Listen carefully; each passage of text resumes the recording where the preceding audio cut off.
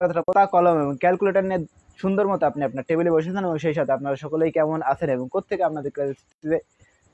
আমাদের ক্লাসটিতে জয়েন করছেন, দ্রুত আপনি আপনার পজিটিভ রিভিউটা জানিয়ে দেন। তো ভাইয়া যে কথা বলতেই হবে আপনাকে সেটি হচ্ছিল, সফল সেই ব্যক্তিই হয় যে শেষ পর্যন্ত ধৈর্য ধরে পুরো ক্লাসটি দেখবে, ওভারঅল পুরো ক্লাসটি যে দেখবে সেই কেবল পারফেক্টলি সবকিছু বুঝতে পারবে। তো ভাইয়া আপনি তো জানেন যে সফলতা কিসের সমানুপাতিক? সফলতা হচ্ছিল ধৈর্যের সমানুপাতিক। ধৈর্য যার বেশি দুনিয়াতে সেই কেবল সফল হয়। যদি আপনি ধৈর্যশীল না হন, ডেফিনেটলি আপনি খুব দ্রুতই হারিয়ে যাবেন আপনি আপনার পথ থেকে। অবশ্যই আপনাকে পুরো ক্লাসটি ধৈর্যের সহকারে আমাদের সাথে থাকতে হবে। তো ভাই আর কথা না বাড়িয়ে let jumping to our class. তো আমরা আজকে কি পড়বো? আজকে পড়বো হচ্ছে আমরা ভেক্টর, এইচএসসি এর ভেক্টর ওয়ান শর্ট ক্লাস। শুধুমাত্র এটা আপনাদের জন্য আমার পক্ষ থেকে গিভেন থাকবে। ওকে ব্রাদার, তো আর কথা না বাড়িয়ে let jumping to our class. তো প্রথমেই আমরা যেটা পড়বো সেটা হচ্ছিল ভেক্টরের যোগ। ভেক্টরের যোগ প্রথম টপিক আমরা পড়বো হচ্ছিল ভেক্টরের যোগ। ভেক্টর প্রথমেই আমরা যেটা পড়বো সেটা হচ্ছিল ভেক্টরের যোগ। ভেক্টরের যোগ কিভাবে করতে হয়।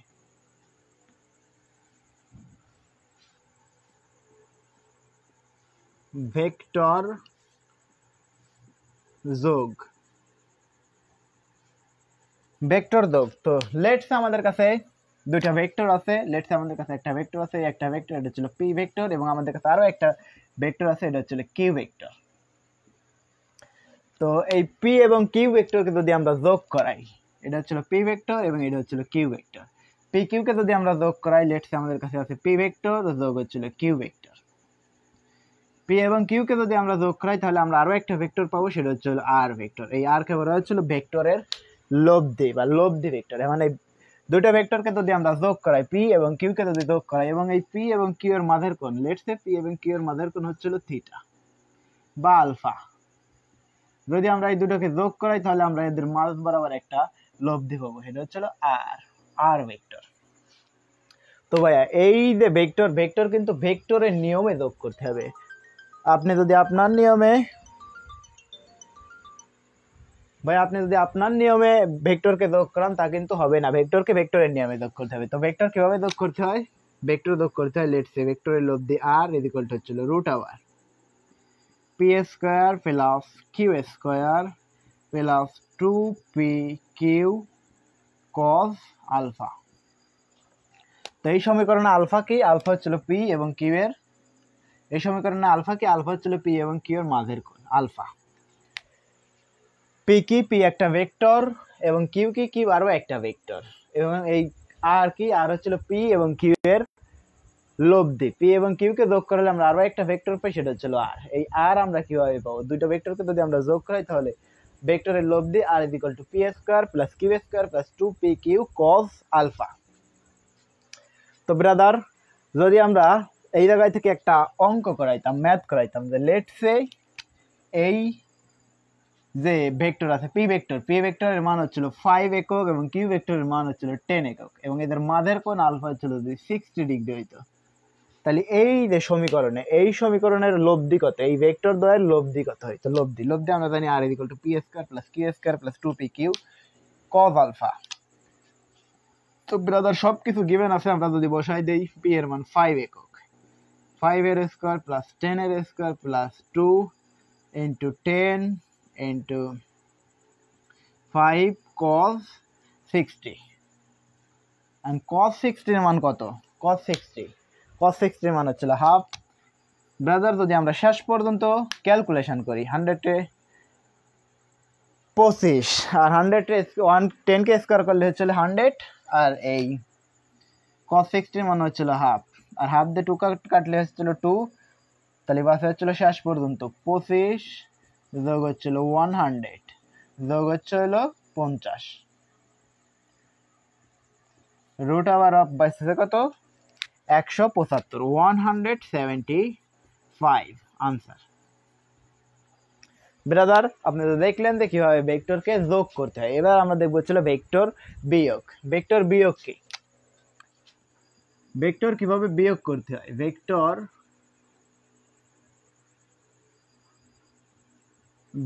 বিয়োগ, তো লেটস ঠিক পূর্বের মতোই ভেক্টর কিভাবে বিয়োগ করতে হয়। লেটস আমাদের কাছে দুইটা ভেক্টর আছে, এটা একটু P vector minus Q vector. P একটা ভেক্টর, পি থেকে যদি আমরা কিউ কে ভেক্টরকে বিয়োগ করাই তাহলে আমরা আরো একটা ভেক্টর পাবো, সেটা হচ্ছে আর ভেক্টর।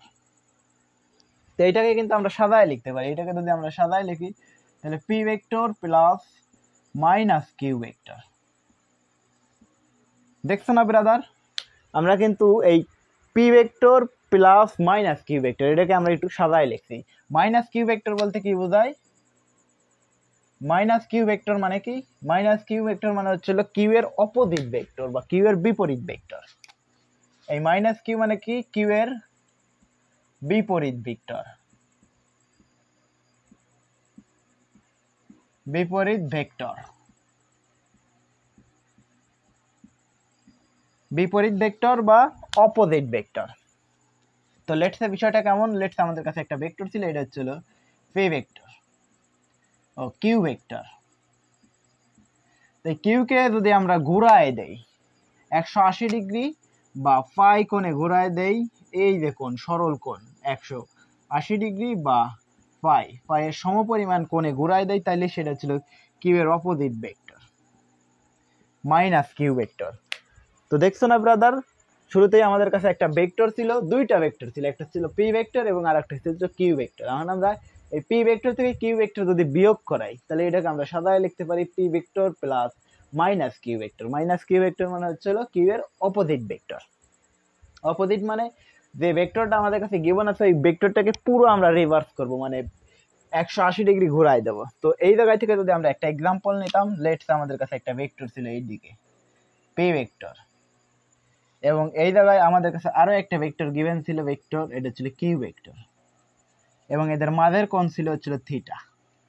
তাই কিউ ভেক্টরকে আমরা বিয়োগ করব, পি থেকে কিউ কে বিয়োগ করব, P vector minus Q vector equal to হচ্ছিল আর।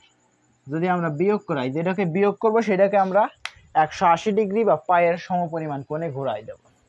যদি আমরা এটা পায়ের সমপরিমাণ কোণে ঘোরাই দেই ব্রাদার, তাহলে একদম এই দিক বরাবর হবে। এটা হচ্ছে হলো কিউ অপোজিট ভেক্টর বা কিউ এর বিপরীত ভেক্টর। কারণ আমরা যদি এই দুটোকে মাইনাস বিপরীত ভেক্টর, কিউ এর বিপরীত ভেক্টর এবং এই পি কে যোগ করাই দেই, তাহলে এদের যে লব্ধি হবে, এদের যে লব্ধি এইটাই হচ্ছে হলো পি মাইনাস কিউ ভেক্টর। তো ব্রাদার দেখো তো এই যে অংশ, এই অংশটা কত? এই কোণটা যদি থিটা হয়, এই কোণটা হচ্ছিল 180 মাইনাস থিটা ইকুয়াল টু হচ্ছিল আলফা। এই পুরো কোণটা ধরলাম হচ্ছিল আমরা 180 মাইনাস থিটা ইকুয়াল টু হচ্ছিল আলফা। তো ঠিক সেম ভেক্টর যোগের নিয়মে, তো ভেক্টর বিয়োগ অনেকটা বেগের যোগে, ভেক্টর যোগেরই এক্সাম্পল কিরকম।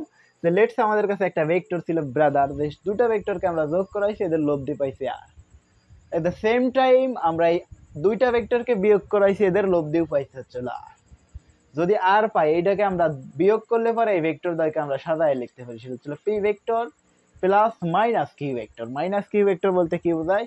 কিউ এর অপোজিট ভেক্টর বা কিউ এর বিপরীত vector.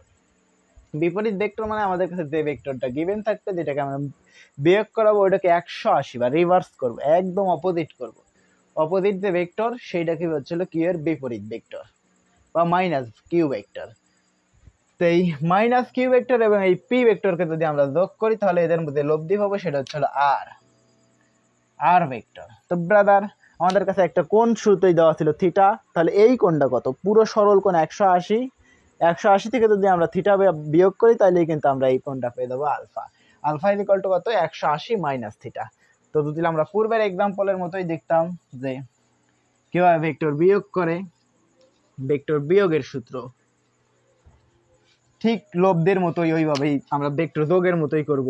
R equal to root over P square plus Q square plus 2pq, sorry brother, 2pq cos alpha. Alpha কত? 180 degree minus theta, 180 minus theta.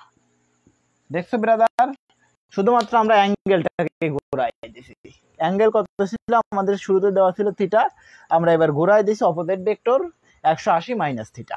তো সবকিছু গিভেন দেওয়া থাকবে। যদি আমরা এই জায়গায় একটা এক্সাম্পল দিতাম, লেটস আমাদের কাছে এই কোণটা দেওয়া ছিল হচ্ছিল কত? 120 ডিগ্রি। এই কোণটা দেওয়া থাকতে সরি, এই কোণটা দেওয়া থাকতো মনে করো যে 60 ডিগ্রি, তাহলে এই কোণটা কত হইতো 120 ডিগ্রি।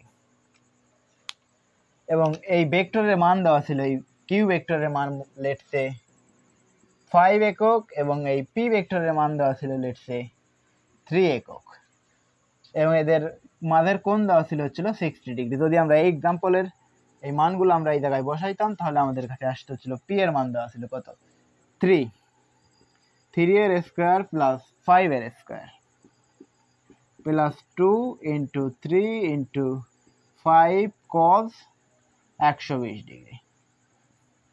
কজ 120 ডিগ্রি, কজ 120 ডিগ্রির মান কত, কজ 60 ডিগ্রির মান দা, কজ 120 ডিগ্রির মান তাই। কজ 60 ডিগ্রির মান কত, কজ 60 ডিগ্রির মান হাফ, কজ 120 সাইন 100, কজ 120 ডিগ্রির মান হচ্ছিল মাইনাস হাফ। তাহলে 5 5 3 তিরিক্ষে 9 যোগ 25 যোগ মাইনাস হাফ করলে পরে আসতেছে হচ্ছিল মাইনাস 3 5 15, মাইনাস 15 মানে 25 আর 9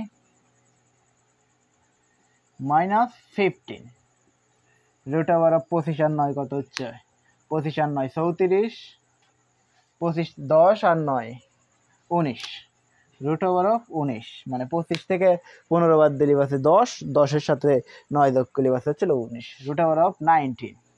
আনসার ব্রাদার, একদম সিম্পলি আনসার।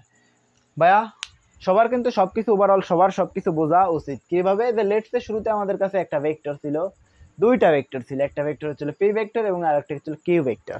তো আমরা এই পি থেকে কিউ কে বিয়োগ করাই, যদি পি থেকে কিউ কে বিয়োগ করাই তাহলে আমরা কিভাবে লিখতে পারি, এটাকে আরেকটু সাজায় লিখতে পারি যে P vector plus minus Q vector. Minus Q মানে হচ্ছিল কিউ এর বিপরীত ভেক্টর, বিপরীত ভেক্টরকে আমরা 180 ডিগ্রি কোণে ঘোরায় নিছি, এবং যেটাকে বিয়োগ করতেছি সেইটাকে অপোজিট করব, মানে 180 ডিগ্রি কোণে ঘোরায় নেব, পায়ের সমপরিমাণ কোণে ঘোরায় নেব।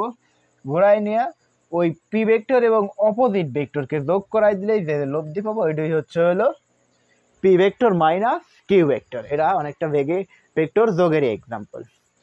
তো লেটস আমরা এখানে মান ধরে লিখছি আমাদের ইচ্ছা মতো। ব্রাদার তুমি তোমার নিজের ইচ্ছা মতো মান ধরতে পারো। তো শুরুতে আমাদের কাছে একটা ভেক্টর ছিল কিউ, কিউ এর মান ধরছি আমরা 5 একক এবং পি এর মান ধরছি 3 একক, এবং এদের মাঝের কোণ হচ্ছিল 180 ডিগ্রি ও 60 ডিগ্রি। আমরা সরল কোণ 180 ডিগ্রি, 180 ডিগ্রি থেকে থিটা বাদ দিয়েছি, আলফা পেয়ে গেছি। তো এখন আমরা পুরো ওভারঅল সবকিছু শিখে ফেলছি। এখন আমরা সবকিছু এই জায়গায় বসাই দিচ্ছি 180 ডিগ্রি, সবকিছু ক্যালকুলেশন করলে পরে আমরা পেয়ে গেছি হচ্ছিল রুট ওভার 19 একক। ব্রাদার ক্যালকুলেশনে ভুলভাল থাকতেই পারে, তুমি চাইলে সুন্দর মতো সবকিছু ক্যালকুলেশন করে নিতে পারো। এরপরে আমরা যে এক্সাম্পল দেখবো সেটা হচ্ছিল ভেক্টর বিভাজন।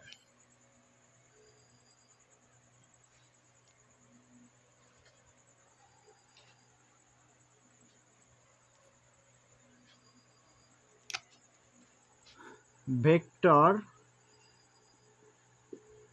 বিভাজন, ভেক্টর কিভাবে বিভাজিত হয়। লেটস সে আমাদের কাছে একটা ভেক্টর ছিল, একটা ভেক্টর, এটা হচ্ছিল আর ভেক্টর। তো এই আর কে যদি আমরা দুইটা কম্পোনেন্টে বিভক্ত করি, লেটস আর এর এই দিকের একটা অংশ থাকবে এবং আর এর উপরের দিকের একটা অংশ থাকবে। তো আর এই কোণটা যদি থিটা হইতো, এই কোণটা যদি থিটা হইতো, তাহলে আর এর এই দিকের অংশ হইতো কত, আর এই দিকের অংশ হইতো আর কস থিটা। যেদিকের সাথে কোণ সেই দিকের সাথে কস, আর যেদিকের সাথে কোণ না সেদিকের সাথে হলো সাইন। তাহলে আর এর এই দিকের অংশ হবে কত, এই দিকের অংশ হচ্ছে R sine theta. R sine theta not necessary যে সবসময় এই দিকের সাথেই কোণ হবে তা কিন্তু না, এই দিকের সাথে যদি কোণ হইতো, এটা হচ্ছিল পি ভেক্টর এবং এটা হচ্ছিল কিউ ভেক্টর। যদি কিউ এর সাথে কোণ হইতো, এটা হচ্ছে থিটা 2, এটা theta 1।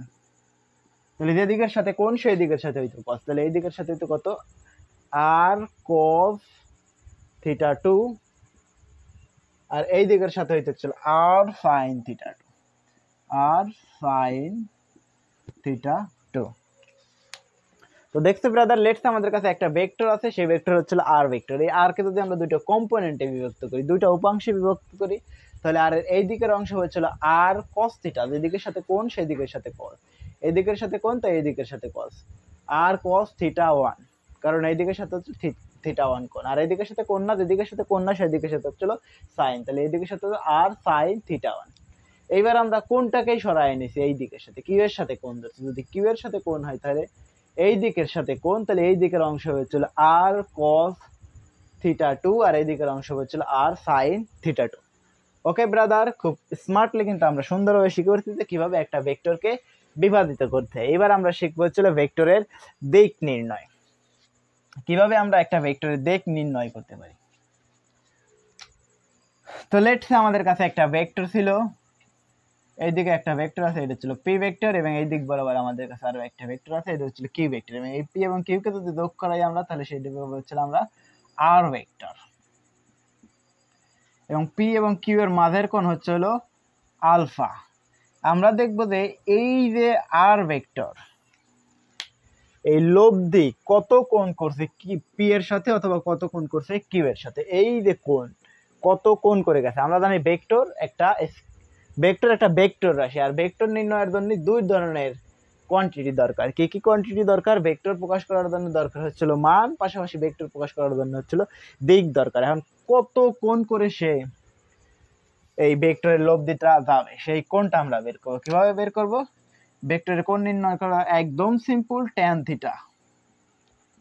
Tan theta is equal two যার সাথে কোণ বের করবো সে থাকবে হচ্ছিল নিচে। লেটস আমরা পি এর সাথে কোণ বলছি সে থাকবে নিচে, এবং যার সাথে কোণ বের করবো না সে থাকবে হচ্ছিল উপরে। Q Q sine alpha plus হচ্ছিল P plus Q cos alpha.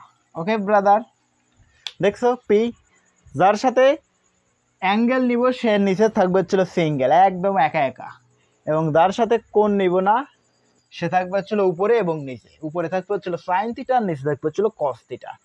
Q sine alpha divided by P plus Q cos alpha tan theta. এই যদি আমরা ফাইনাল লাইন পর্যন্ত ক্যালকুলেশন করি, থিটা ইজ ইকুয়াল টু হচ্ছিল tan inverse Q sine alpha divided by P plus Q cos alpha. Alpha কি? Alpha হচ্ছিল P এবং Q এর মাঝের কোণ। যদি আমরা এই কোণটা নিতাম, এই কোণটা নিতাম, এইটা কত? এটা হচ্ছে থিটা, এই কোণটা লেটস থিটা। ব্রাদার, তোমাকে সবসময় যে পি এর সাথেই কোণ বের করতে হবে এরকম কিন্তু না, তুমি চাইলে কিউ এর সাথেও কোণ বের করতে পারো। লেটস আমরা কিউ এর সাথে এবার কোণ বের করবো। কিউ এর সাথে কোণ নিচে আমরা কত? থিটা। যদি আমরা কিউ এর সাথে থিটা কোণ করি তাহলে দেখো তো যেদিকের সাথে কোণ সে থাকবে হচ্ছিল নিচে একা, ট্যান থিটা এদিকে যার সাথে অ্যাঙ্গেল সে নিচে সিঙ্গেল। ওকে ব্রাদার, তাহলে কোণ কার সাথে? কিউ এর সাথে। কিউ প্লাস হচ্ছিল পি কজ থিটা ও আলফা, এদের মাঝের কোণ তো আলফা এবং হচ্ছিল পি সাইন আলফা। ওকে, সুন্দর মতো কিন্তু আমরা স্মার্টলি বিভক্তকরণ করে ফেলছি যে এই একটা ভেক্টর যদি এদের মাঝ বরাবর যায় সে কত লব্ধি কত হবে এবং সে কত কোণ করে যাবে, সেটা কিন্তু কত দিক করে, মানে কত কোন দিকের সাথে কত কোণ করে যাবে, খুব সুন্দরভাবে স্মার্টলি আমরা বের করতে ফেলতে পারবো। এই জায়গা থেকে যদি আমরা একটা এক্সাম্পল দেখতাম, লেটস সে এই ভেক্টরের মান হচ্ছিল 5 একক, কিউ এর মান, পি এর মান এবং কিউ এর মান হচ্ছিল 2 একক, এবং লব্ধি কত হইতো? লব্ধি কিন্তু আমরা এর আগেই বের করছিলাম, এবং দিক আমরা বের করব। দিক কত বের করব? সবকিছু এই জায়গায় দেওয়াই আছে। ট্যান ইনভার্স মাঝের কোণ কত? আলফা হচ্ছে 60 ডিগ্রি। কিউ কত? 2 সাইন 60 ডিভাইডেড বাই 5 প্লাস 2 cos 60। ওকে, ক্যালকুলেশন করলে আমরা পেয়ে যাবো চলো আনসার। ওকে, এতদূর ক্যালকুলেশন করার কোনো দরকার নাই, তুমি চাইলে ক্যালকুলেশন করতে পারো। এবার আমরা দেখবো ব্রাদার সবার সবকিছু বোঝা উচিত। যদি আমরা বুঝে না থাকি তাহলে আমরা আরো একবার রিপিট করব। তো লেটস আমাদের কাছে একটা দুইটা ভেক্টর ছিল, সেটা হচ্ছিল পি ভেক্টর এবং কিউ ভেক্টর, এবং পি এবং কিউ কে যদি আমরা যোগ করাই তাহলে এদের মাঝ বরাবর একটা ভেক্টর বের হবে, সেটা হচ্ছিল লব্ধি ভেক্টর আর। এবং এই আর পি এর সাথে কত কোণ করে যাবে অথবা কিউ এর সাথে কত কোণ করে যাবে, কারণ আমরা জানি যে ভেক্টর প্রকাশের জন্য দুই ধরনের কোয়ান্টিটি দরকার, একটা হচ্ছিল ভেক্টরের মান পাশাপাশি লাগবে হচ্ছিল ভেক্টরের দিক। আমরা তো মান আর পাইছি, কিন্তু আমরা এই কত কোণে পি এবং কিউ এর মাঝের কোণ ছিল হচ্ছিল 60 ডিগ্রি। তাহলে এই কোণটা কত হবে, পি এর সাথে কত কোণ করবে এবং কিউ এর সাথে কত কোণ করবে। যে কোনো একটার সাথে কোণ বের করলেই চলছে, তুমি যে কোনো একটার সাথে মান বের করলেই হবে। আমরা দুইটার সাথেই মান বের করা শিখেছি, তুমি যে কোনো একটা বের করলেই চলছে। ওকে ব্রাদার, তোমরা এই জায়গায় বের করছি যে tan থিটা ইকুয়াল টু, যার সাথে কোণ সে থাকবে নিচে একা সিঙ্গেল, মানে হচ্ছে যার সাথে অ্যাঙ্গেল সে থাকবে হচ্ছিল সিঙ্গেল, মানে যার সাথে কোণ সে হলো একা একা থাকবে। কোণ কার সাথে, পি এর সাথে, P plus Q cos alpha, আর উপরে হচ্ছিল P plus Q sine alpha. যার সাথে কোণ না সে উপরে এবং নিচে, উপরে থাকবে বসবে হচ্ছিল কিউ সাইন আলফা এবং নিচে বসবে হচ্ছিল কিউ কজ আলফা। আর যার সাথে অ্যাঙ্গেল বের করবে সেকে সিঙ্গেল এক পাশে রেখে দেবে, এই কোণায় রেখে দেবে নিচে শুরুতেই। তো ব্রাদার আমরা কিন্তু দেখে ফেললাম হচ্ছিল ভেক্টরের দিক নির্ণয়। এবারে আমরা দেখবো হচ্ছিল সমান্তরাল ভেক্টর। নেক্সট টপিক আমাদের সমান্তরাল ভেক্টর।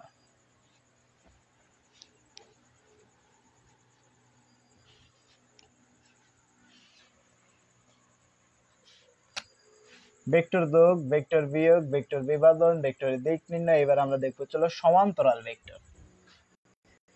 সমান্তরাল ভেক্টর কি? সমান্তরাল ভেক্টর বা ভেক্টরের ক্রস গুণফল। তো দুইটি সমান্তরাল ভেক্টর যে সমান্তরাল হবে, ভেক্টর সমান্তরাল হওয়ার শর্ত কি? দুইটা ভেক্টরের ডট গুণফল, এ একটা ভেক্টর এবং বি আরো একটা ভেক্টর, এ এবং বি এর ক্রস গুণফলের মান, এ ভেক্টর এবং বি ভেক্টরের ক্রস গুণফলের মান যদি শূন্য হয় তাহলে ভেক্টর দ্বয় সমান্তরাল হয়। এখন A vector cross B vector equal to হচ্ছিল এ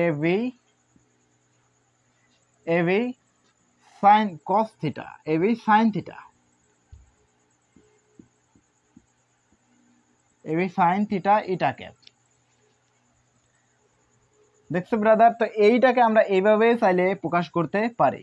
দুটি ভেক্টর সমান্তরাল হওয়ার শর্ত সেটা হচ্ছিল এদের ভেক্টরের সহগদ্বয়ের অনুপাত যদি আমরা নেই X by B X equal to হচ্ছিল A Y by B Y equal to হচ্ছিল A Z by B Z. এই সহগদ্বয়ের অনুপাত যদি সমান হয় অথবা এদের ক্রস গুণফলের মান যদি 0 হয়, মোট দুইটা ওয়েতে কোনো একটা দুইটা ভেক্টর সমান্তরাল কিনা তা প্রমাণ করা যায়। সেটা হচ্ছিল দুইটা ভেক্টরের ক্রস গুণফলের মান যদি 0 হয় অথবা দুইটা ভেক্টরের মানগুলো বা সহগের অনুপাত যদি সমান হয়। তো এই আমরা কোনটা দিয়ে ম্যাথ করবো? আমরা সবসময় এটা দিয়ে ম্যাথ করবো, কারণ এরা এমসিকিউতে খুব সহজে আসবে। আমরা যদি এই পুরো বিস্তারটা করতে তাহলে অনেক সময় লাগবে। খুব স্মার্টলি আমরা করবো হচ্ছে এদের সহগদ্বয়ের অনুপাত দ্বারা X by B X equal to A Y by B Y equal to A Z by B Z. এইভাবে আমরা বের করে ফেলতে পারবো হচ্ছে একটা ভেক্টরের সমান্তরাল কি না। সমান্তরাল ভেক্টর এ সমান্তরাল বি ভেক্টর হওয়ার শর্ত কি? এ ভেক্টর ক্রস বি ভেক্টরের মান যদি 0 হয় অথবা যদি এরকম হয় যে দুটি ভেক্টরের সহগদ্বয়ের অনুপাত A X by B X equal to হচ্ছে A Y by B Y equal to হচ্ছে A Z by B Z. এই সহগদ্বয়ের অনুপাত যদি সেম হয় তাইলেই কেবল ভেক্টর দুইটি সমান্তরাল হয়, সমান্তরাল ভেক্টর হয়। তো দুটি ভেক্টরের ক্রস গুণন কিভাবে করে? দুটি ভেক্টর ক্রস গুণন A vector cross B vector equal to হচ্ছে A B sin theta. Brother যদি না বুঝে থাকো তাহলে আমরা আরো একবার রিপিট করব। লেটস আমাদের কাছে দুটি ভেক্টর আছে, একটা ছিল এ ভেক্টর আর একটা ছিল বি ভেক্টর। তো আমরা দেখবো যে দুটি ভেক্টর আসলে সমান্তরাল কি না। দুটি ভেক্টর সমান্তরাল প্রমাণ করার মোট দুইটা অ্যাপ্রোচ থাকে। আমরা দুইটা অ্যাপ্রোচকেই নিছি। প্রথম অ্যাপ্রোচ, দুইটা ভেক্টরের ক্রস গুণফলের মান যদি 0 হয় তাহলে ভেক্টরটা সমান্তরাল হয়, অথবা যদি দুইটা ভেক্টরের সহগদ্বয়ের অনুপাত যদি সমান হয় A X by B X equal to A Y by B Y equal to A Z by B Z, সবগুলোর মান দেওয়া থাকবে, একটার মান দেওয়া থাকবে না, ওই একটাকে ধরে সবগুলো বের করতে হবে। যে কোনো দুটো বের করলেই চলছে, ওই এক মানই আসবে সবগুলোতেই। ওকে ব্রাদার, তো তাইলেই আমরা পেয়ে যাবো হচ্ছিল ভেক্টর দ্বয় সমান্তরাল কি না। এবার দেখবো হচ্ছিল আমরা ভেক্টর দ্বয় লম্ব কিনা। লম্ব ভেক্টর, ভেক্টর দ্বয় লম্ব হওয়ার শর্ত। ভেক্টর দ্বয় লম্ব হওয়ার শর্ত দুই ভাবে বের করা যায়, আমরা দুইটা অ্যাপ্রোচে শিখবো। প্রথম অ্যাপ্রোচ, যে দুটি ভেক্টরের ডট গুণ ফলের মান যদি 0 হয়, দুটি ভেক্টরের ডট গুণ A vector dot B vector is equal to হচ্ছিল এ বি cos থিটা। দুটি ভেক্টরের ডট গুণফল A vector dot B vector is equal to হচ্ছিল A B cos theta into eta cap, eta cap. তো এখন দেখবো যে দুটি ভেক্টর কখন আসলে লম্ব হয়। এ ভেক্টর লম্ব বি ভেক্টর হওয়ার শর্ত কি? প্রথম শর্ত, দুটি ভেক্টরের ডট গুণফলের মান যদি 0 হয়, A vector dot B vector এর মান যদি 0 হয়, তাইলে দুটি ভেক্টর লম্ব হয়। কিভাবে? যে দেখো তো cos, দুটি ভেক্টরের মাঝের কোণ যদি 90 ডিগ্রি হয়, তাইলেই তো কেবল দুটি ভেক্টরের ডট গুণফলের মান 0 হয়। cos 90 এর মান কত? cos 90 এর মান cos 90 এর মান হচ্ছিল কত? 0। ওকে, cos 0 ডিগ্রির মান হচ্ছিল কত? 1। আর cos 90 এর মান কত হচ্ছিল? 0। cos 0 90 ডিগ্রির মান যদি 0 হয়, তাহলে পুরো সমীকরণটাই কিন্তু 0 আসছে। cos 90 মানে হচ্ছিল 0, থিটার মান যদি আমরা 90 ডিগ্রি বসাই, তাহলে cos 90 এর মান হচ্ছিল 0, পুরো সমীকরণটাই 0। তাহলে দেখছো ব্রাদার, এ বি cos থিটা মানে পুরো সমীকরণটাই 0। দুটি ভেক্টরের ডট গুণফলের মান যদি 0 হয়, তাহলে ভেক্টরটা সমান্তরাল হয়। এলো প্রথম অ্যাপ্রোচ। আরো একটা অ্যাপ্রোচ আছে, দুইটি ভেক্টরের সহগগুলোর যোগফল যদি সমান হয়, ax bx প্লাস ay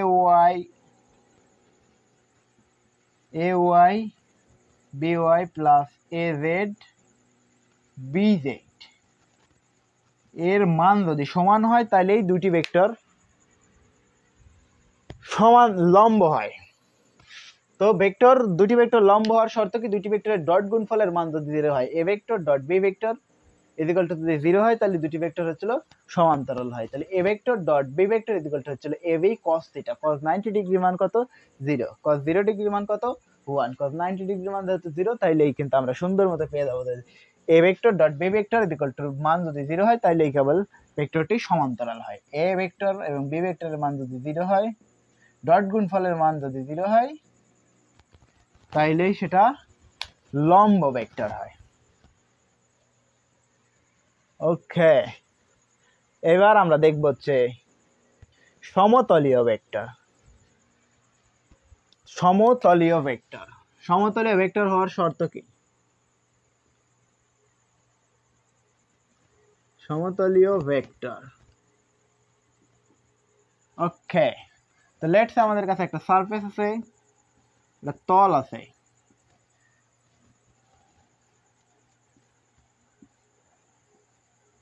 এই তলের উপর অনেকগুলো ভেক্টর আছে। এই একটা ভেক্টর, এই একটা ভেক্টর, এদিক বরাবর আরো একটা ভেক্টর আছে। এটা হচ্ছে এ ভেক্টর, এটা বি ভেক্টর, আর এটা হচ্ছে সি ভেক্টর। তো কখন ভেক্টরগুলো সমতলীয় হবে? যখন সবগুলো ভেক্টর একটা সারফেস উপরে থাকবে। লেটস সে এটা একটা সারফেস, এই সারফেসের উপরে দেখো সবগুলো ভেক্টরই কিন্তু এই সারফেসের উপরে আছে। তো এই সারফেসের উপরে যে আছে ভেক্টরগুলো, এইগুলো যে একটা সমতলে আছে বা সমতলে আছে, এই সমতলে হওয়ার শর্ত কি? সমতলে হওয়ার শর্ত হচ্ছিল A vector cross B vector dot C ভেক্টরের মান যদি 0 হয়, তাইলেই কেবল ভেক্টর দ্বয় সমতলীয় হয়। তো দেখছো brother, A vector cross B vector dot C ভেক্টরের মান সি ইজ ইকুয়াল টু যদি 0 হয়, তাহলে ভেক্টর দ্বয় সমতলীয় হয়। এখন দেখো তো A vector cross B vector, আমরা জানি যে A vector cross B vector, দুইটি ভেক্টরকে যদি আমরা ক্রস করাই, তাহলে আরো একটা ভেক্টর পাই, সেটা হচ্ছে ডি ভেক্টর। দেখো ব্রাদার, এই এ এবং বি কে যদি আমরা ক্রস করাই, তাহলে আমরা আরো একটা ভেক্টর পাই, সেটা হচ্ছে ডি ভেক্টর। এটা হচ্ছে একদম এর সাথে উপরে অবিলম্ব বরাবর উঠে যাবে। তো এই তলের উপর একদম খাড়া, তলের উপর অনেকগুলো ভেক্টর পড়ে আছে, যদি আমরা একটার সাথে আরেকটাকে ক্রস করাই তাহলে সেটা একদম তলের উপরে লম্ব বরাবর একটা ভেক্টর পাবো, সেটা হচ্ছিল ডি ভেক্টর। এই একটা ভেক্টর, এটা হচ্ছিল ডি ভেক্টর। এবার দেখো তো এই সি ভেক্টর এবং ডি ভেক্টরের মাঝের কোণ কত? স্মার্টলি কিন্তু আমরা সহজেই বুঝতে পারবো সি ভেক্টর এবং ডি ভেক্টরের মাঝের কোণ হচ্ছিল 90 ডিগ্রি। যদি কোনো দুইটি ভেক্টরের মাঝের কোণ 90 ডিগ্রি হয় তাইলে কেবল ভেক্টর দ্বয় সমতলীয় হয়। তাহলে দেখছো আমরা কিন্তু বের করে ফেলছি যে D vector dot C vector equal to যদি 0 হয় তাইলে এই ভেক্টর দ্বয় সমতলীয় হয়। ডি ভেক্টর ইকুয়াল টু কত? D vector equal to A vector cross B vector dot C equal to হচ্ছিল 0। এটা হচ্ছিল সমতলীয় ভেক্টর। এটা হলো প্রথম অ্যাপ্রোচ। এবার আমরা দেখবো হচ্ছিল দ্বিতীয় অ্যাপ্রোচ কিভাবে আমরা খুবই স্মার্টলি, এবার তো আমরা দেখলাম যে কিভাবে বের করতে হবে।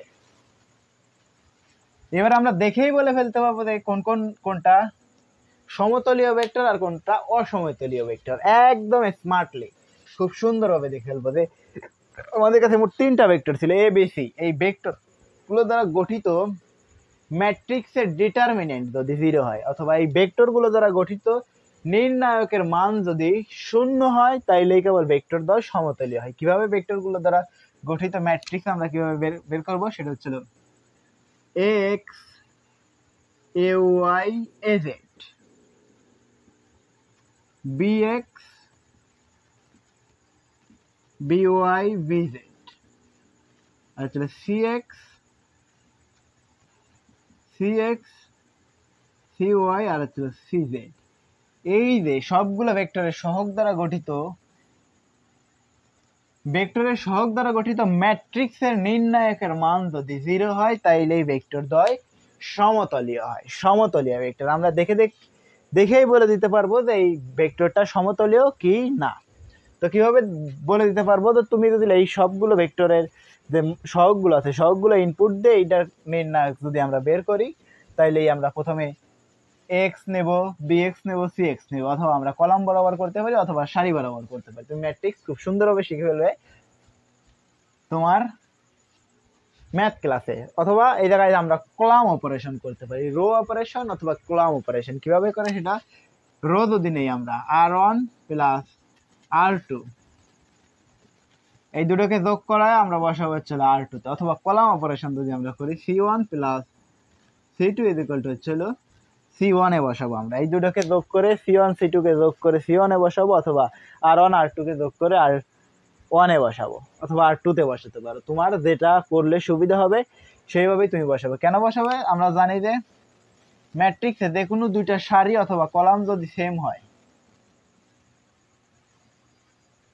1 1 1 1 2 2 3 4 এর মান হবে হচ্ছিল 0, অথবা যদি দুইটা কলাম যদি সেম হয় 1 1 1 1 1 1 2 3 4 5 3 4 5, দেখছো না এই যে দুইটা কলাম সেম অথবা দুইটা সারি সেম।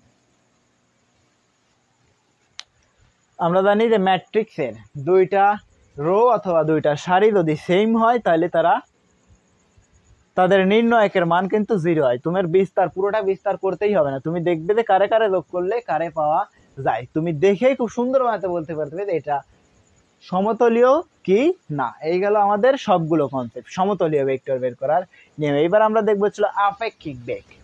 আপেক্ষিক বেগ মানে একটা ভেক্টর বিয়োগের এক্সাম্পল, আপেক্ষিক বেগ। তো ব্রাদার সবার সবকিছু কিন্তু বোঝা উচিত। আমরা কিন্তু দুইটা অ্যাপ্রোচ নিতে, যদি তুমি বুঝতে না পারো, বুঝতে কষ্ট হলে তোমাকে একটু স্কিপ করে পিছনে ব্যাকে নিয়ে যাও, আবার দেখতে হবে ব্রাদার। ওকে, তবে আমরা এগিয়ে যাব সামনের দিকে।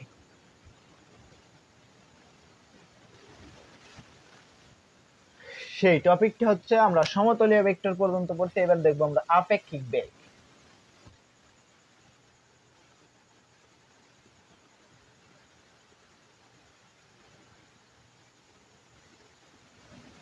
আপেক্ষিক বেগ, তো আপেক্ষিক বেগ কি?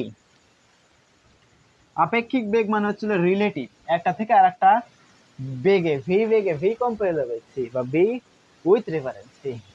তো আমরা এগুলো ভেক্টর পড়ছি, আমরা এগুলো পড়বো হচ্ছিল মডার্ন ফিজিক্সে পড়বো যে যদি একটা প্রসঙ্গ কাঠামো থেকে আরেকটা প্রসঙ্গ কাঠামো ভি বেগে, V with reference theta, V comparable with C.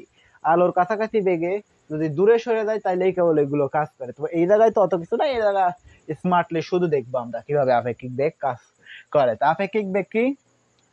আপেক্ষিক বেগ বের করার একদম স্মার্ট ওয়ে আছে। আপেক্ষিক বেগ স্মার্ট ওয়ে হচ্ছিল velocity of truck with reference bus. এইটাকে প্রকাশ করা হয়েছিল যার বেগ তাকে আগে রাখবো velocity of truck with reference bus. ট্রাকের বেগ বাসের সাপেক্ষে, যে আগে থাকবে তার বেগ আর যে পরে থাকবে তার সাপেক্ষে। তাহলে কে আগে আছে? ট্রাক আগে আছে আর বাস পরে আছে। এটাকে কিভাবে বলতে হয়?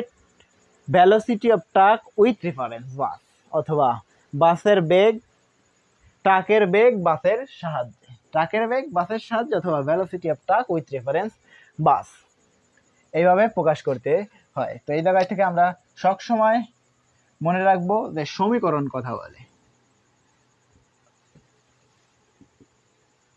সমীকরণ কথা বলে। ওকে ব্রাদার, সমীকরণ কথা বলে। তো এই জায়গায় থেকে যদি আমরা একটা এক্সাম্পল নেই, এক্সাম্পল, তো লেটস সে আমাদের কাছে এটা হচ্ছিল এক্স অক্ষ, ওয়াই অক্ষ, এটা হচ্ছিল পূর্ব, ম্যাপের সবসময় উপরের দিক থেকে উত্তর, এটা হচ্ছিল পশ্চিম, এটা হচ্ছিল দক্ষিণ। লেটস সে পশ্চিম দিকে একটা বাস 20 মিটার পার সেকেন্ড বেগে ছুটছে, এবং বাসওয়ালা দেখলো যে এই উত্তর পশ্চিমের সাথে 60 ডিগ্রি কোণ করে একটি truck, velocity of truck with reference bus কত? মনে করো যে 10 মিটার পার সেকেন্ড বেগে যাচ্ছে, 10 মিটার পার সেকেন্ড বেগে যাচ্ছে। আমাদের কোশ্চেন হচ্ছিল ট্রাকের প্রকৃত বেগ কত? ট্রাকের প্রকৃত বেগ কত? ট্রাকের প্রকৃত বেগ কত? আমরা যদি ট্রাকের প্রকৃত বেগ বের করতে চাই, দেখছো না ব্রাদার কিভাবে বের করতে হয়? Velocity of truck with reference bus. ট্রাকের বেগ থেকে আমরা বাসের বেগ বের করবো। তো আমরা চাই হচ্ছিল ট্রাকের বেগ বের করতে। ট্রাকের বেগ যদি আমরা বের করতে চাই, velocity of truck with reference bus equal to হচ্ছিল ভেলোসিটি অফ ট্রাক মাইনাস হচ্ছিল ভেলোসিটি অফ বাস, যার সাপেক্ষে তাকে ঘুরাই দিয়ে যোগ করতে হয়, অনেকটা ভেক্টর বিয়োগের মতো।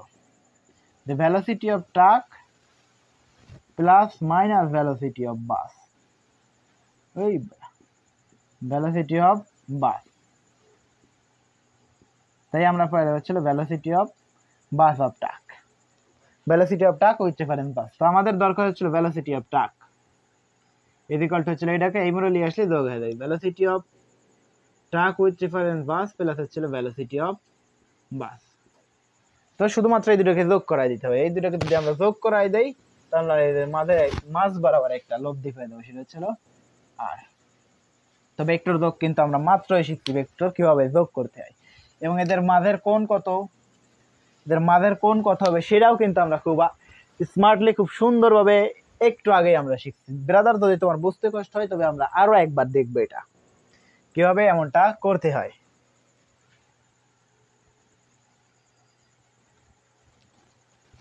তো আমরা কি দেখবো যে এই দুটা ভেক্টরকে আমরা যোগ করাই দেব। দুটো ভেক্টরে যোগ করলে আমরা লব্ধি ভেক্টর পাবো হচ্ছিল ভেলোসিটি অফ ট্রাক পাবো। Velocity of truck is equal to root over of velocity of track with different bus whole square plus হচ্ছিল velocity of bus whole square plus 2 velocity of bus velocity of track bus cos কত 60 degree. ওকে, সুন্দর।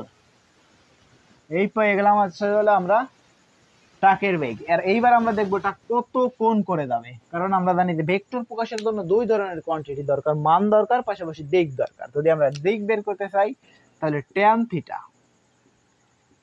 Equal to যার সাথে কোণ সে থাকবে হচ্ছিল নিচে, কার সাথে কোণ নেব আমরা, লেটস সে এই দিকের সাথে কোণ নেব, বি এর সাথে, velocity of B bus plus velocity of bus with reference truck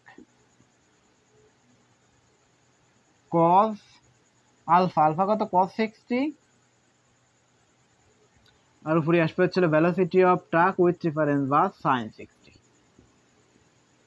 final line পর্যন্ত ক্যালকুলেশন করলে আমরা পেয়ে যাবো হচ্ছিল theta. Theta is equal two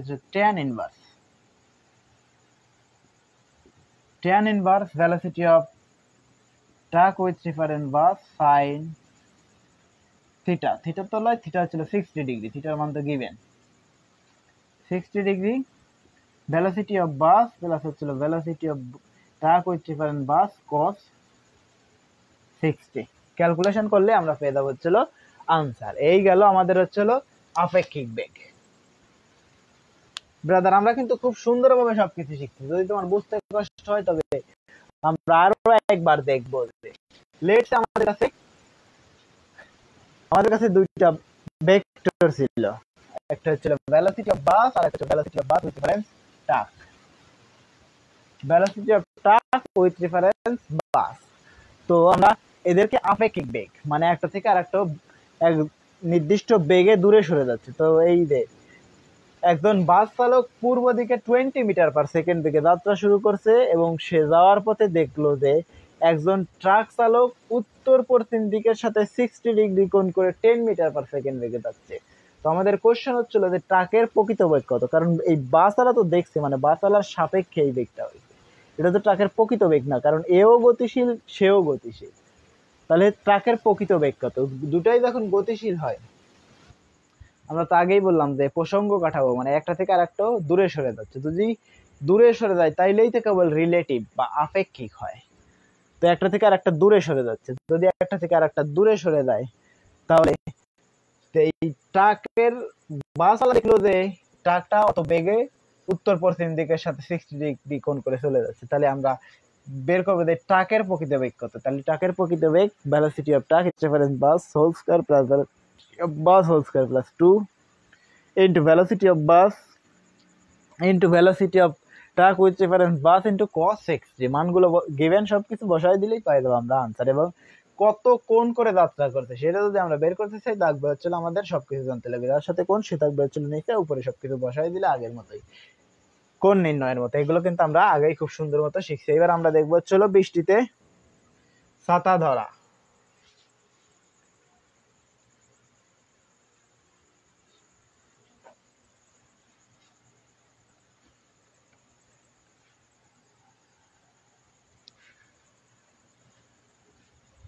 বৃষ্টিতে ছাতা ধরা, বৃষ্টিতে ছাতা ধরা কি যে আমরা দেখছো না ব্রাদার, অনেক সময় বৃষ্টি পড়ে এবং বৃষ্টির সাথে বাতাসও বয়, তখন আমরা ছাতা ধরি বৃষ্টি থেকে বাঁচার জন্য। তো বৃষ্টিতে ছাতা ধরার জন্য কত অ্যাঙ্গেলে কিভাবে ধরলে আমরা বৃষ্টি থেকে বাঁচবো, তো সেইগুলো আমরা শিখবো হচ্ছিল ফিজিক্সের মাধ্যমে। বৃষ্টিতে ছাতা ধরা,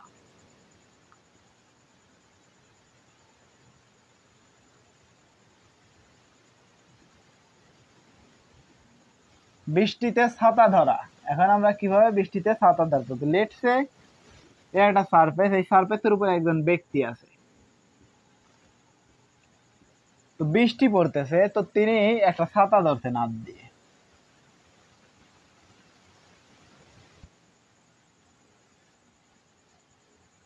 একটা ছাতা তিনি হাত দিয়ে ধরছেন, বৃষ্টি পড়তেছে, বৃষ্টি পড়তেছে।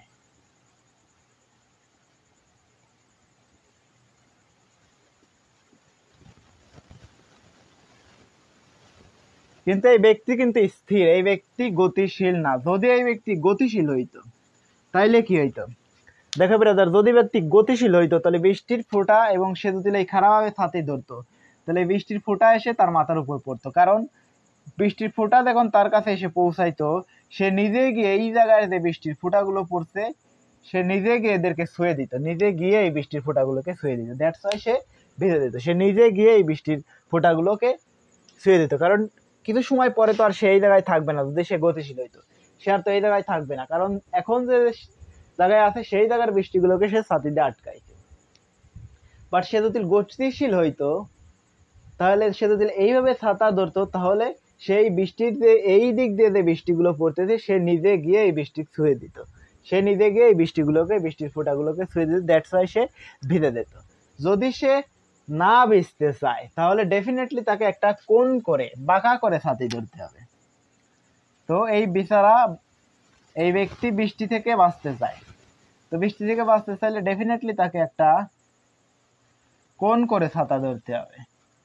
কেন কোণ করে ছাতা ধরতে হবে? দেখো ব্রাদার, তার মাথার উপর তো এখনো বৃষ্টি আছে, সে যদি গতিশীল হইতো, তার মাথার উপর যে বৃষ্টিটা পড়বে, কি সময় পরে মাথার উপর যে বৃষ্টিটা পড়বে সেই সময় তো আর সেই জায়গায় থাকবে না, সেই সময় সে এই জায়গা থেকে সরে এই জায়গায় পৌঁছে যাবে, এই জায়গায় পৌঁছে যাবে। আর সে যখন এই জায়গায় পৌঁছাবে তার আগেই তো সেই বৃষ্টিগুলোকে আটকায় রাখছে। দ্যাটস ওয়াই সে যদি গতিশীল হইতো এবং সে যদি বাঁকা করে ছাতা ধরতো, এই বৃষ্টির ফোঁটাগুলোকে সে আগেই ঠেকা দিত এবং সে গতিশীল হইলে সে আর ভিজতো না। আর কারণ সে এই যে বৃষ্টির ফোঁটাগুলো তার মাথার উপরে পড়ার কথা ছিল, সে কিন্তু আর ঠিক সময় পরে এই জায়গায় থাকতো না, সে একটা বেগে এই জায়গায় সরে আসতো। আর তখন যে এই জায়গায় সে আসতো সেই ফোঁটাগুলোকে সে আগেই ছাতা দিয়ে আটকায়া রাখছে। দ্যাটস ওয়াই সে ভিজবে না। কারণ তুমি দেখছো যে বৃষ্টিতে যখন বাতাস বয় তখন বৃষ্টির ফোঁটাগুলো অনেকগুলো কাত হয়ে আসে, তখন তোমাকে ছাতাটা অনেক অ্যাঙ্গেলটা উঁচু নিচু করতে হয় বৃষ্টি থেকে বাঁচার জন্য। তো এইগুলো আমরা দেখবো যে কিভাবে আসলে বৃষ্টি থেকে কত অ্যাঙ্গেলে ছাতা ধরলে কত বেগে বৃষ্টি আসলে সেটা থেকে আমরা বাঁচতে পারবো। তো চলো let jumping to our class. তো সবগুলোকে আমরা একটা ভেক্টরে প্রকাশ করব। যে লেটস সে ওই সাইকেল আরোহী বা বাইকার এই দিকে চলছে ভি বেগে, ভেলোসিটি অফ সাইকেল, এবং বৃষ্টি পড়তেছে নিচের দিকে, velocity of rain, velocity of rain, এবং বাতাস বইতেছে, বাতাস নেই, আমরা শুধু বৃষ্টি এবং রেইন নিয়ে কাজ করতেছি। যদি সে গতিশীল হয় এইদিকে, সাইকেল আরোহী এইদিকে গতিশীল এবং বৃষ্টি নিচের দিকে পড়তেছে, তো velocity of cycle with reference bus আমরা তো একটু আগেই শিখছি। এবং আমরা তো জানি যে এই বৃষ্টিতে ছাতা ধরতে হলে যে যার সাপেক্ষে তাকে ঘুরাই দিয়ে যোগ করে দিতে হবে। সাপেক্ষ কার? সাইকেল আরোহী সাপেক্ষে। সাইকেল আরোহীকে আমরা ডিরেক্ট ঘুরাই দেব, অনেকটা বিয়োগের মতো। ভেলোসিটি অফ সাইকেল, দেখছো ব্রাদার, এবং এদের যে মাঝের কোণ, এই কোণটা দেখছো, এই কোণটাই তো সেই theta.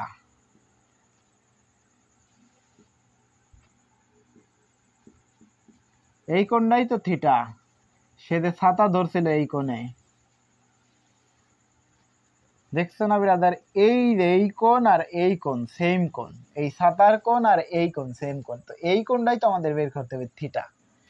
Theta velocity of rain আর ভেলোসিটি অফ সাইকেল, যার সাপেক্ষে সবসময় তাকে ঘুরাই দিয়ে যোগ করে দিতে হবে। কার সাপেক্ষে? সাইকেল ওয়ালার সাপেক্ষে। সবকিছু আমরা চিন্তা করব এই সাইকেল চালক বা সাইকেল আরোহীর সাপেক্ষে। তো সাইকেল আরোহী যদি যার সাপেক্ষে তাকে ঘুরাই দিয়ে যোগ করে দিতে হবে। সাপেক্ষ কার? সাইকেল আরোহীর। সাইকেল আরোহীকে যদি আমরা ঘুরাই দেই অপোজিট, মানে 180 ডিগ্রি কোণে ঘুরাই দেই, তাহলে এর বিপরীত ভেক্টর পাবো চলো মাইনাস ভেলোসিটি অফ সাইকেল। তো এইটারে ঘুরাই দিলে আমরা পেয়ে যাবো চলো থিটা। এই থিটা আমরা কিভাবে বের করবো? থিটা ইজ ইকুয়াল টু হচ্ছে tan ইনভার্স tan থিটা। ওকে,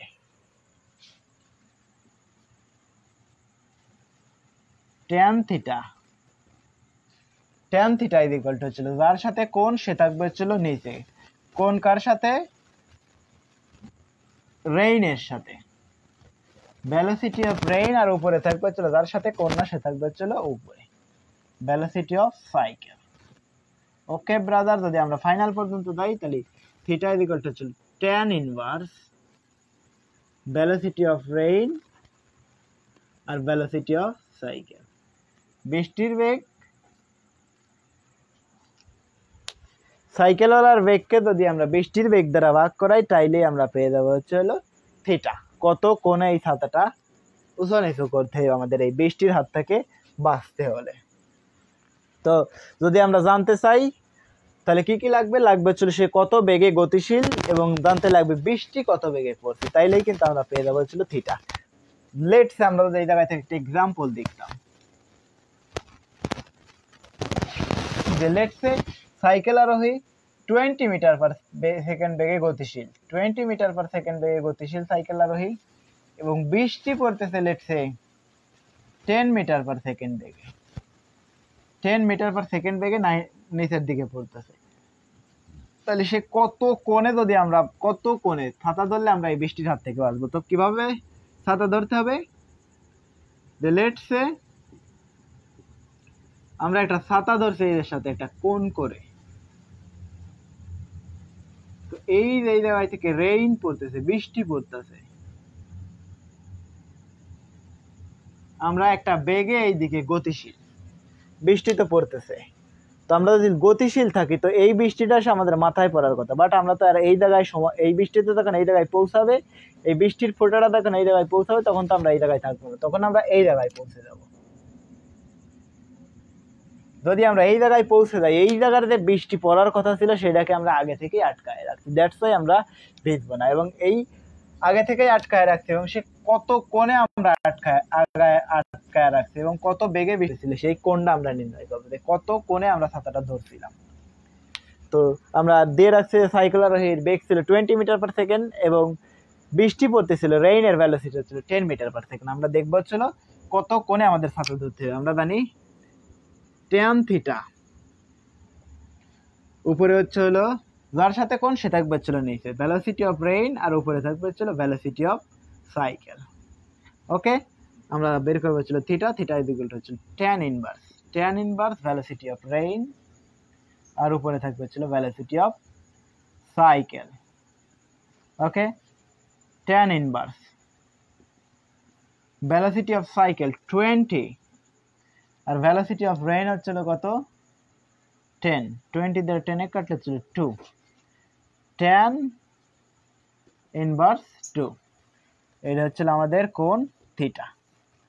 ওকে ব্রাদার, যদি তোমার বুঝতে কষ্ট হয় তবে আমরা আরো একবার দেখব যে কিভাবে এই কাজগুলো করতে হয়। লেটস সে একজন ব্যক্তি, তিনি গতিশীল, ভি বেগে সামনের দিকে গতিশীল, এবং বৃষ্টিও পড়তেছে, রেইনের ভেলোসিটি, বৃষ্টি পড়তেছে সামনের দিকে, এবং সে যদি বৃষ্টি থেকে বাঁচতে চায় তাহলে তাকে কত কোণে ছাতা ধরতে হবে।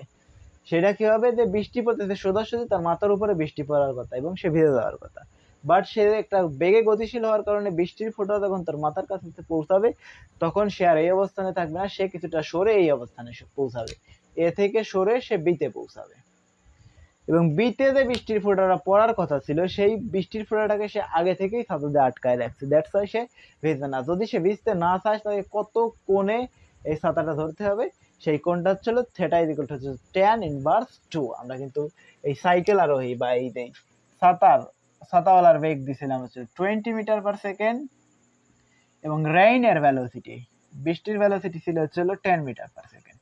Velocity of rain is equal to হচ্ছে 10 মিটার পার সেকেন্ড। ওকে, আমরা পেয়ে গেছি হলো theta is equal to tan inverse 2। এবার দেখবো সাইকেলের দিকে বাতাস, সাইকেলের বিপরীতে পাশে আমরা দেখলাম কোনো বাতাস ছিল না, আর এইবার দেখবো ছিল বাতাসও আছে, বৃষ্টির বেগ আছে, পাশাপাশি বাতাস আছে, সবকিছু আছে, এভরিথিং। তো বাতাস থাকে তাহলে কি হবে? তো লেটস সে আমরা এক্সাম্পলটা নেব, সাইকেল আরোহীর দিকে গতিশীল, বাতাস ওই দিকে গতিশীল, মানে হচ্ছিল বাতাসের দিকে সাইকেল বা সাইকেলের দিকে বাতাস।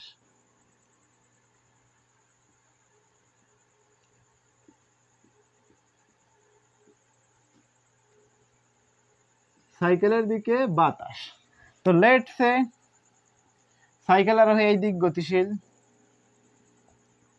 এবং বাতাসও এই একই দিকেই গতিশীল, velocity of air, velocity of cycle এবং ভেলোসিটি অফ এয়ার, এবং বৃষ্টি পড়তেছে নিচের দিকে, এবং সবগুলো ভেক্টরকে আমরা এক জায়গায় নিয়ে আসছি। আমরা যার সাপেক্ষে চিন্তা করব তাকে উল্টায় দিয়ে ঘোরায় দিয়ে যোগ করে দেবো, সাপেক্ষকার সাইকেল আরোহীর, তাহলে সাইকেল আরোহীকে যদি আমরা ঘোরায় দেই, এই দিক বরাবর ঘোরায় দেই, তো এই জায়গায় সব সময় এরকম হতে হবে, velocity of cycle greater than velocity of air.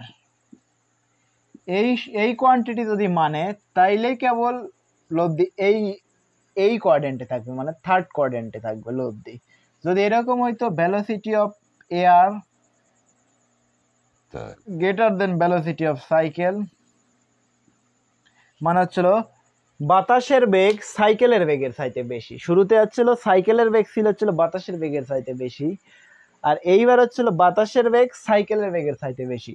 যদি বাতাসের বেগ সাইকেলের বেগের চাইতে বেশি হয় তাহলে লব্ধি থাকবে হচ্ছিল এই দিকে, তো প্রথম কোয়ান্টিটিতে বাতাসের বেগ সাইকেলের বেগ বাতাসের বেগের চাইতে বেশি। যদি সাইকেলের বেগ বাতাসের বেগের চাইতে বেশি হয়, তাহলে এই সাইকেল আরোহীকে আমরা যদি ঘুরাই দেই, তাহলে ভেলোসিটি অফ সাইকেল ডেফিনেটলি এই দিক বরাবর থাকবে হচ্ছিল লব্ধি, আর ভেলোসিটি অফ রেইন তো নিচের দিকে। রেইনের ভেলোসিটি, বৃষ্টির বেগ নিচের দিকে, তাইলে কিন্তু আমরা এই কোণ পেয়ে যাবো হচ্ছিল থিটা। এই থিটা আমরা কিভাবে বের করবো? থিটা হচ্ছিল ট্যান ইনভার্স যার সাথে কোণ সে থাকবে নিচে, ভেলোসিটি অফ রেইন, আর উপরে থাকবে হচ্ছিল ভেলোসিটি অফ সাইকেল। এই গেল প্রথম কোয়ান্টিটি। যদি এরকম হইতো যে বাতাসের বেগ সাইকেলের চাইতে বেশি, তাইলে কিন্তু এই সাইকেল আরো এই দিক থাকতো, লেটস সে বাতাসের বেগ এই দিক হচ্ছিল 10 মিটার পার সেকেন্ড, এবং সাইকেল আরোহীর বেগ এই দিকে হচ্ছিল 8 মিটার পার সেকেন্ড, এবং বাতাসের বেগ এই দিকে হচ্ছে 10 মিটার পার সেকেন্ড। দেখো তো এই 10 কে কিন্তু ভেঙে এরকম লেখা যায় 8 প্লাস 2 মিটার পার সেকেন্ড। তো এই 8 আর এই 8 মিলে এটাকে টেনশন দেবে বা টান দেবে, এরা দুইজন এই 8 মিলার কারণে এই জায়গায় একদম স্থির থাকবে বস্তু। 8 আর 8, বাকি যে 2 আছে, 2 এই 2 এর কারণে পুরো সিস্টেমটা এইদিকে সরে যায়, তার মানে এর লব্ধি আসবে হচ্ছিল এই কোয়াড্রেন্টে, মানে পুরো সিস্টেমটা এই দিক থাকবে। আর যদি এরকম হইতো যে এইটা হচ্ছে হলো 10 আর এইটা হচ্ছিল 8, তখন সাইকেলের বেগ বেশি ছিল, বাতাসের বেগ কম ছিল, দ্যাটস ওয়াই এই কোয়াড্রেন্টে আসছে অ্যাঙ্গেল, এই কোয়াড্রেন্টে। তো দুই কোয়াড্রেন্টেই যেতে পারে অ্যাঙ্গেল। তো তোমাকে সবসময় মনে রাখতে হবে কোন অ্যাপ্রোচটা টিচার নিয়েছেন, তো সেই অ্যাপ্রোচ অনুযায়ী এক সূত্র কিন্তু সেমই থাকবে, কিন্তু কোয়াড্রেন্ট কিন্তু চেঞ্জ হয়ে যেতে পারে, থার্ড কোয়াড্রেন্টে থাকতেও পারে অথবা ফোর্থ কোয়াড্রেন্টে থাকতে পারে, তা নির্ভর করবে হচ্ছিল সাইকেলের বেগ বেশি কিনা বাতাসের বেগ বেশি। তুমি এক্সপেরিমেন্ট করলেই বুঝতে পারবে। দ্যাটস ওয়াই এই গেল বাতাসের দিকে সাইকেল। এইবার যদি আমরা দেখি যে বাতাসের বিপরীতে সাইকেল একদিকে, বাতাস অন্যদিকে। বাতাসের বিপরীতে সাইকেল,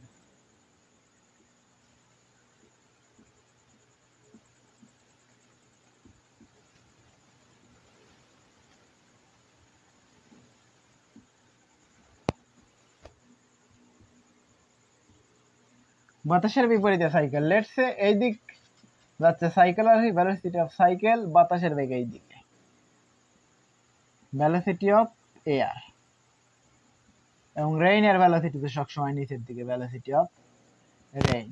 তো যার সাপেক্ষে তাকে ঘুরাই দেবো, যদি এটাকে আমরা ঘুরাই দেই, তাহলে ভেলোসিটি অফ সাইকেল দুইটা যোগ করে দেবো, যোগ করে দিলে একদম এই কোঅর্ডিনেটেই থাকবে থিটা।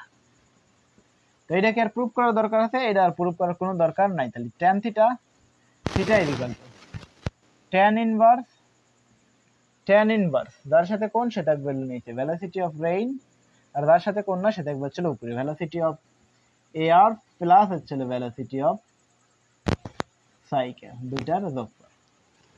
ওকে ব্রাদার, খুবই স্মার্টলি কিন্তু আমরা সবকিছু শিখে ফেলছি। এবার ছিল বাতাসের দিকে সাইকেল, বাতাসের বিপরীতে সাইকেল, এবং বাতাস যদি না থাকে তখন কি ধরনের কোয়ান্টিটি গুলো আমাদের হাতে থাকবে। সব ধরনের কোয়ান্টিটি আমরা একসাথে সবগুলো শিখে ফেলছি। এবার আমরা দেখবো হচ্ছিল নদী এবং নৌকা, একদম মেজর কনসেপ্ট। এই জায়গায় থেকে এইচএসসি তে কোশ্চেন আসার সম্ভাবনা একদমই হাই। নদী নৌকা আমাদের পরিচিত, সবচাইতে বেশি পরিচিত বাংলাদেশ, বাংলাদেশে নদী নৌকা একদমই কমন।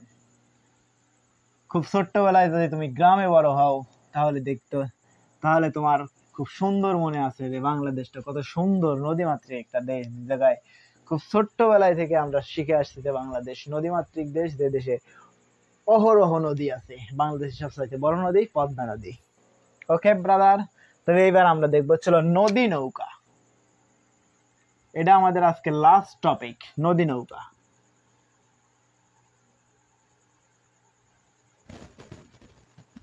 আরে বাপ,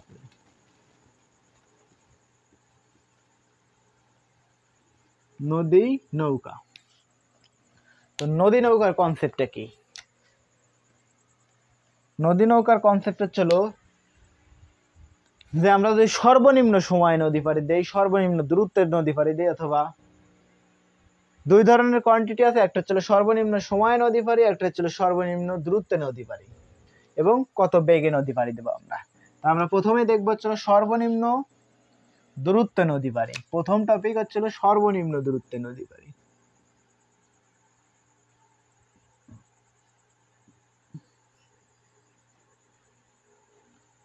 সর্বনিম্ন দূরত্বে নদী পারি।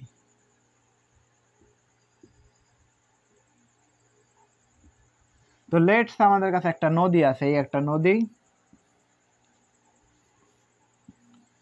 এই নদীর প্রস্থ হচ্ছিল ডি, নদীর প্রস্থ হচ্ছিল ডি। তো এই জায়গায় থেকে একটা নৌকা যাত্রা করে একদম সোজাসুজি এ থেকে বিতে পৌঁছাইতে চায়। এ থেকে যদি বিতে পৌঁছাইতে চায় ডেফিনেটলি তাকে এই দিক বরাবর একটা কোণ করে যাত্রা শুরু করতে হবে এবং নৌকার বেগ হচ্ছিল ভি এবং নদীতে স্রোতের বেগ, এই নদীতে একটা স্রোত আছে, এই নদীতে স্রোতের বেগ হচ্ছে হলো ইউ। তাহলে এই যে নৌকার বেগের দুইটা অংশ থাকবে, এই দিকের একটা অংশ থাকবে এবং এই দিকের অংশ থাকবে। এই কোণটা হচ্ছে আলফা, এই কোণটা যদি আলফা হয় তাহলে এই কোণটা কত হবে 100 মাইনাস আলফা ইকুয়াল টু হচ্ছে থিটা, এই কোণটা হচ্ছে থিটা। তো নৌকার বেগের এই দিকের একটা অংশ থাকবে এবং উপরের দিকের একটা অংশ থাকবে। এই দিকের অংশ কত হবে, এই দিকের অংশ এই দিক, লেটস এই কোণটা যদি থিটা হয় তাহলে এই দিকের অংশ হচ্ছিল U B cos 180 minus alpha, আর এই দিকের অংশ তো নৌকার স্রোতের বেগ তো ইউ, এবং এই যে নৌকার এই দিকের একটা অংশ থাকবে, এদিকে হচ্ছিল V sine 180 minus alpha, 180 minus alpha. Okay, তো দেখো তো ব্রাদার, যদি আমরা এ থেকে সোজাসুজি বিতে পৌঁছাইতে চাই তাইলে কি এই নদীর স্রোতের বেগ এবং নৌকার এই দিকের উপাংশের যে অংশ এটা দুটো সমান হওয়া উচিত। ডেফিনেটলি যদি আমরা দড়ি টানাটানির কথা চিন্তা করি, এইদিকেও যদি আমরা এফ পরিমাণ বল দেই এবং এই দিকেও যদি আমরা এফ পরিমাণ বল দেই তাইলেই তো কেবল এই বস্তুটা স্থির থাকবে, স্থির। আর যদি আমরা কম বেশি করতাম, লেটস এই দিকে দিতাম হচ্ছিল 10 নিউটন আর এই দিকে দিতে হচ্ছিল 8 নিউটন, তাহলে দেখো তো এই 10 কে কিন্তু ভেঙে এরকম লেখা যাইতো যে 8 প্লাস 2 নিউটন। তো এই 8 আর এই 8 মিলে বস্তুকে টেনশন দিত, তবে বস্তুটি স্থির থাকতো। কিন্তু এখানে ধরো বাকি 2 বেশি আছে, এই 2 বেশি থাকার কারণে পুরো সিস্টেমটা এইদিকে সরে যেত। কিন্তু আমরা তো একদম সোজাসুজি নদী পাড়ি দিতে চাই, এ থেকে একদম বিতে সর্বনিম্ন দূরত্বে নদী পাড়ি একদম সোজাসুজি নদী পাড়ি দিতে চাই। যদি সোজাসুজি নদী পাড়ি দিতে চাই তাহলে এই নৌকার এই দিকের উপাংশ এবং এই নদীর স্রোতের বেগ সমান হওয়া উচিত, এবং ডেফিনেটলি যদি এটা সমান হয় তাহলে V cos 180 minus alpha is equal to হচ্ছিল ইউ। cos 180 মানে হচ্ছিল মাইনাস cos 180 মাইনাস আলফা মানে হচ্ছিল সেকেন্ড কোঅর্ডিনেট, আর আমরা জানি সেকেন্ড কোঅর্ডিনেট হচ্ছিল cos নেগেটিভ, সেকেন্ড কোঅর্ডিনেটে cos negative. Okay brother, second কোঅর্ডিনেটে যদি cos নেগেটিভ হয় তাহলে পুরোটাই নেগেটিভ। আর এই যে 180 হচ্ছিল ফাই, ফাই হচ্ছিল জোর গুণিতক, মানে 90 এর জোর গুণিতক, 90 এর জোর গুণিতক হলে পরে ফাংশন কোনো পরিবর্তন হয় না। ফাংশন যদি পরিবর্তন না হয় তাহলে cos alpha is equal to হচ্ছিল ইউ। তাহলে আমাদের দরকার হচ্ছিল alpha is equal to cos inverse minus U by B, উপরে স্রোতের বেগ আর নিচে হচ্ছিল নৌকার বেগ, মাইনাস স্রোতের বেগ বাই নৌকার বেগ, কত কোণে যাত্রা করতে হবে। তো আমরা যদি এই জায়গা থেকে বের করতে চাই যে আমরা যদি সর্বনিম্ন সময়ে নদী পাড়ি দিতে চাই ভি বেগে, তাহলে ভি বেগে নৌকা যাত্রা শুরু করছি এবং আমরা সর্বনিম্ন দূরত্বে নদী পাড়ি দিতে চাই, তাহলে আমরা কত কোণে যাত্রা করতে হবে সেটা ছিল cos ইনভার্স উপরে স্রোতের বেগ বাই নৌকার বেগ minus U by B. Brother, যদি তোমার বুঝতে কষ্ট হয় তাহলে আমরা আরো একবার দেখবো যে লেটস আমাদের কাছে একটা নৌকা ছিল, এই নৌকায় একদম এ থেকে সোজা বিতে পৌঁছাইতে চায়। তো এ থেকে যদি বিতে পৌঁছাইতে চাই, নদীতে একটা স্রোতের একটা বেগ ছিল ইউ এবং নৌকা এই দিক বরাবর একটা কোণ করে যাত্রা শুরু করছে, এবং এই যে কোণ, এই কোণটা আমাদের দেওয়া ছিল আলফা, তাহলে এই কোণটা কত হবে 180 মাইনাস আলফা ছিল থিটা। তো যদি আমরা সোজাসুজি নদী পার দিতে চাই, তাহলে নৌকার বেগের এই দিকের উপাংশ এবং স্রোতের বেগ সমান হবে, তাইলেই তো কেবল কাটাকাটি হবে, একদম স্থির থাকবে, এবং এই ভি সাইন থিটা নৌকাকে বেগ দিয়ে, ভি সাইন থিটার কারণে নৌকা এ থেকে বি তে পৌঁছে যায়। তো এই দুটো যদি সেম হয়, তাহলে B cos 180 minus alpha equal to হচ্ছে এই, তাহলে মাইনাস 180, তো 180 90 এর জোর গুণিতক 90 এর জোর গুণিতক 90 এর জোর গুণিতক হলে ফাংশনের কোনো পরিবর্তন হয় না। ফাংশন পরিবর্তন না হলে এটা সেকেন্ড কোয়াড্রেন্টে কজ নেগেটিভ রাখছি, minus B cos alpha equal to cos inverse minus U by B. তো ব্রাদার আমরা কি বের করছি যে আলফা ইকুয়াল টু কত কোণে যাত্রা করতে হবে, আলফা ইকুয়াল টু হচ্ছিল cos inverse minus U by V. এই সমীকরণে কোণটারে কি বলে, আলফা হচ্ছিল কত কোণে যাত্রা করতে হবে, এবং ভি ইউ হচ্ছে হলো স্রোতের বেগ, আর ভি হচ্ছে হলো নৌকার বেগ,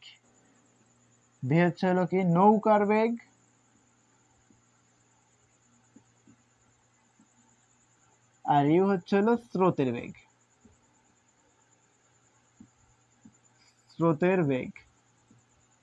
ওকে ব্রাদার, স্রোতের বেগ আর হচ্ছিল নৌকার বেগ। এবার আমরা দেখবো চলো আরো কিছু, যে কত বেগে আসলে নৌকা এ থেকে বিতে পৌঁছাইছে, এ থেকে বিতে পৌঁছাইতে কত সময় নিয়েছে। আমরা জানি কি সময়, টাইম বা ডিস্টেন্স, টাইম ইকুয়াল টু কি ভি ইকুয়াল টু হচ্ছে ডিস্টেন্স বাই হচ্ছে টাইম।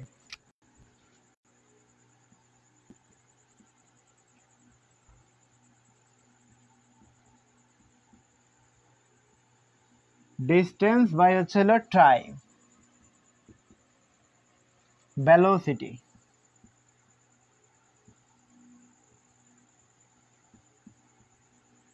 ভেলোসিটি ইকুয়াল টু হচ্ছে ডিস্টেন্স বাই টাইম, আমাদের দরকার হচ্ছিল টাইম ইকুয়াল টু হলো ডিস্টেন্স বাই ভেলোসিটি। তো নদীর প্রস্থ কত ছিল ডি, এবং ভেলোসিটি কত ছিল sine alpha, V sine alpha. তো নদী পার হওয়ার সময় টি ইকুয়াল টু হচ্ছিল D by V sine alpha, নদী পার হওয়ার সময় টি ইকুয়াল টু হচ্ছিল D by V sine alpha. এখন যদি আমরা সর্বনিম্ন সময়ে নদী পাড়ি দিতে চাই,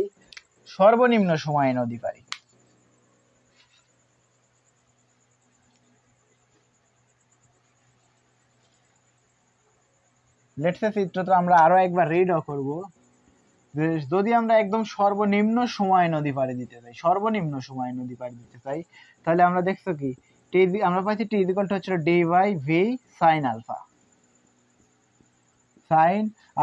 এই সাইন এবং টি এর মাঝে সম্পর্ক কি, টি এক্সপ্রেশনাল 1 বাই ভি সাইন আলফা, ব্যস্ত আনুপাতিক সম্পর্ক।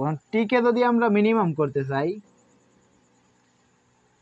করতে চাই, তাহলে এই আলফা এর ম্যাক্সিমাম ভ্যালু নিতে হবে, নিলে আমরা টি এর মিনিমাম ভ্যালু পাবো। আমরা সাইন আলফা এর ম্যাক্সিমাম ভ্যালু কত, সাইন আলফা এর ম্যাক্সিমাম ভ্যালু হচ্ছিল 1 কত, সাইন কত ডিগ্রি মান, সাইন 90 ডিগ্রি মান। যদি আমরা একদম সর্বনিম্ন সময়ে নদী পাড়ি দিতে চাই, তাহলে আমাদের কত কোণে যাত্রা করতে হবে, সেটা হচ্ছিল 90 ডিগ্রি। যদি 90 ডিগ্রি কোণে আমরা যাত্রা শুরু করি, তাহলে নদী পাড়ি দেওয়ার সময় টি ইকুয়াল টু হচ্ছিল ডি বাই ভি। নদীর প্রস্থকে নৌকার বেগ দেওয়া ভাগ করালেই আমরা পেয়ে যাবো হচ্ছে সর্বনিম্ন সময়ে নদী পাড়ি দেওয়ার টাইম, একদম মিনিমাম টাইম পেয়ে যাব। নদীর প্রস্থকে নৌকার বেগ দ্বারা ভাগ করালে আমরা মিনিমাম সময় পেয়ে যাবো। তো আমরা কি শিখলাম, হচ্ছে সর্বনিম্ন সময়ে নদী পাড়ি, নদী পাড়ি, এবং আমরা শিখলাম হচ্ছে নদী পাড়ি দেওয়ার সময় কত, টি ইকুয়াল টু হচ্ছে D by V sine alpha. এর কারণে এই দিক বরাবর নৌকা যাত্রা শুরু করছিল, এই দিক ভি। তো ভি এর এই দিকের একটা উপাংশ ছিল, এটা ছিল V cos 180 minus alpha, 180 minus alpha, আর এই দিকের অংশ ছিল ভি সাইন 180 মাইনাস আলফা। তো সাইন 180 মাইনাস আলফা, তো সাইন 180 মাইনাস আলফাকে সাইন আলফা লেখা যায়। সাইন আলফা কি কারণে? কারণ সেকেন্ড কোয়াড্রেন্টে sine positive, sine theta positive, তো সাইন পজিটিভ আর 180 তো পাই, 90 এর জোর গুণিতক সাইন আলফা লেখা যায় ডিরেক্ট সাইন আলফা। তাহলে টি ইকুয়াল টু হচ্ছে D by V sine alpha. V sine alpha বেগে নদীর এই নৌকাটা গতিশীল থেকে এ থেকে বিতে পৌঁছাইতে হচ্ছিল সাইন আলফা বেগে। নৌকা এ থেকে বিতে পৌঁছাইতে হচ্ছিল সাইন আলফা বেগে। তো আমরা কিন্তু সবকিছু পড়ে ফেলছি, ওভারঅল সবকিছু পড়ে ফেলছি। কি কি পড়ছি আমরা? যদি আমরা একবার সামারাইজ করি ভাইয়া, আমরা পড়ছি ভেক্টর যোগের সূত্র, ওভারঅল সবকিছুই শিখে ফেলছি। তো আজকের ক্লাস এই পর্যন্তই। সকলেই ভালো থাকবেন এবং সুন্দর থাকবেন। দেখা হবে পরবর্তী কোনো দিন আর পরবর্তী কোনো ক্লাসে। তার আগ পর্যন্ত সবাই ভালো থাকবেন, সুস্থ থাকবেন এবং কোনোভাবে ট্রেস করা যাবে না। Tata, bye bye, see you, take care. তো আজকের ক্লাস এই পর্যন্তই।